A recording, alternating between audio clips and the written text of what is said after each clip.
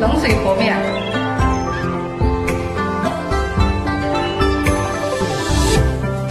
面粉揉至光滑，醒面15分钟。把马齿苋放在开水里焯一下水，焯1分钟就可以了。好了，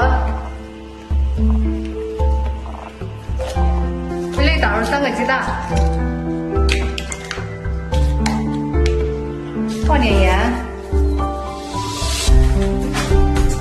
打散。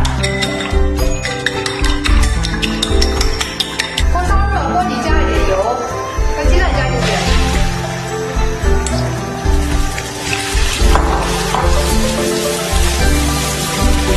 好了，韭菜切碎。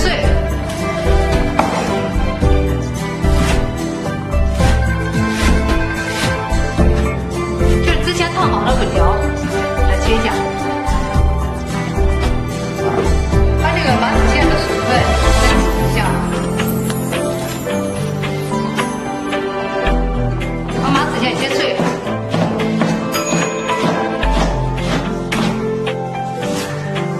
小葱切碎，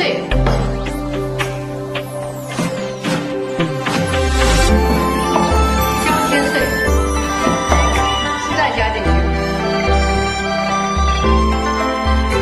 酥油、盐、水鸡，加点十三香，拌匀，可以了。拌成这样就可以了。撒点面糊，面洗好了，撒点面糊，防止面粉粘连。把面粉切成大小相同的片剂子，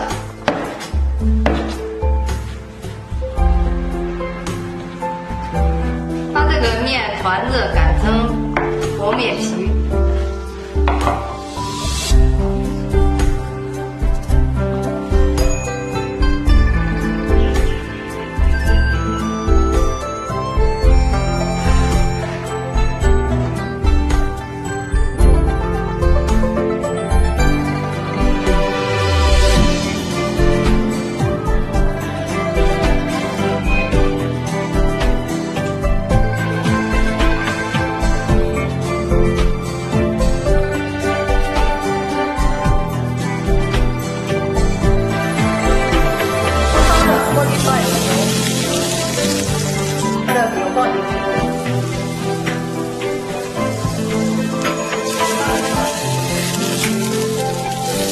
煎这2倍金黄出锅。